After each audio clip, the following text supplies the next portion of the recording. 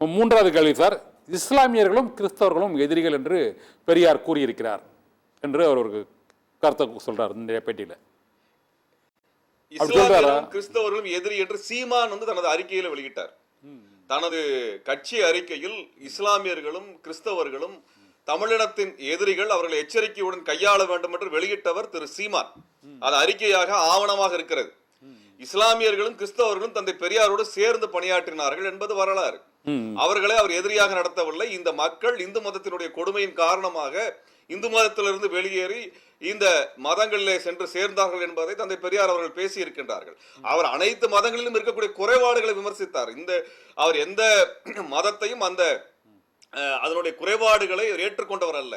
குறைபாடு என்று வந்துவிட்டால் அது எந்த மதமாக இருந்தாலும் அதை விமர்சிக்கக்கூடியவராக தந்தை பெரியார் இருந்தாரே ஒழிய எந்த தனி மனிதனுக்கும் எந்த மத நம்பிக்கை கொண்டவருக்கும் எதிரானவராக தந்தை பெரியார் அவர்கள் இல்லை. இது முழுக்க முழுக்க கடைந்தெடுத்த பொய். ஆனால் இஸ்லாமியர்களும் கிறிஸ்தவர்களும் எதிரிகள், அவர்கள் இன்னும் சொல்ல வேண்டும் என்றால் சாத்தானின் பிள்ளைகள் என்று சொன்னவர் திரு சீமான். இது 2 வருடத்திற்கு முன்பாகவே 1.5 வருடத்துக்கு முன்பாகவே பேசியவர் திரு சீமான். ஆகவே கிறிஸ்தவர்களும் இஸ்லாமியர்களும் எதிரிகளாக சொன்ன பதிவு செய்தவர், தனது ஆவணங்களிலே பதிவு செய்தவர் திரு சீமான் அவர்கள். தனது கட்சி ஆவணத்திலே பதிவு செய்தவர் அவர். 4வது கேள்வி சார், ஒரு அம்பேத்கர் சிந்தனைகளுக்கும் தந்தை பெரியார் சிந்தனைகளுக்கும் இடையே மிகப்பெரிய வேறுபாடு இருக்கிறது.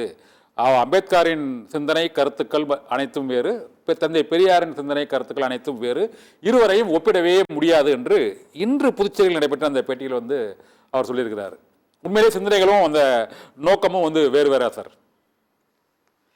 அதாவதுங்க, அம்பேத்கர் அவர்களையும் பெரியார் அவர்களை ஒப்பிடுவதற்கு அண்ணல் அம்பேத்கரை படிச்சிருக்கணும், பெரியாரை படிச்சிருக்கணும். பத்திரிகையாளர்கள் இவர்கிட்ட அண்ணல் அம்பேத்கர் அவர்கள் சொன்ன கருத்துக்களை ஏதாவது சொல்லுங்கன்னு கேட்டிருந்தாலும் உளறி கொட்டிருப்பார். இவர் அண்ணல் அம்பேத்கர் கருத்துக்களை படித்தவர் இல்லை. தந்தை பெரியாரினுடைய கருத்துக்களையும் இவர் படித்தவர் இல்லை. எதையும் அவர் படித்தவரே கிடையாது. இவர் வாய்க்கு வர்றதை உளரக்கூடியவர். அவர் தான் அதனுடைய ஒரே அரசியலாக நம்ம புரிஞ்சுக்கணும். அண்ணல் அம்பேத்கர் அவர்கள் தந்தை பெரியார் அவர்கள் இணைந்து பணியாற்றிய அந்த சம்பவங்கள், ஏராளமான சம்பவங்கள் இருக்கிறது. மனுஸ்மிருதியை குறித்து உதாரணமாக எடுத்துக்கொண்டோம். மனுஸ்மிருதியை குறித்து அண்ணல் அம்பேத்கர் என்ன ஆய்வு செய்திருந்தாரோ அதே போன்ற கருத்துக்களை தந்தை பெரியார் அவர்களும் பதிவு செய்திருக்கின்றார். இந்து மதம் குறித்து தந்தை பெரியார் அவர்கள் எதை பேசி இருந்தார்களோ அதே கருத்துக்களை அண்ணல் அம்பேத்கர் அவர்களும் ஆய்வு அறிக்கையாக வெளியிட்டிருக்கிறார்.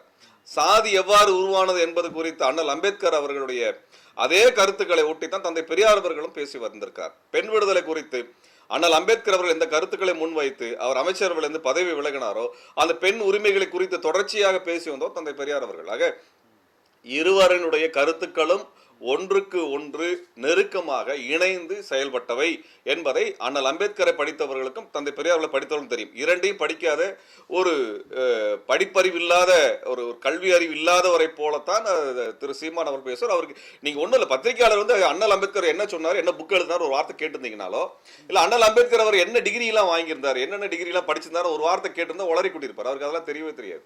அவர் அண்ணல் அம்பேத்கரை படிச்சதும் கிடையாது, தந்தை பெரியாரையும் படிச்சது கிடையாது.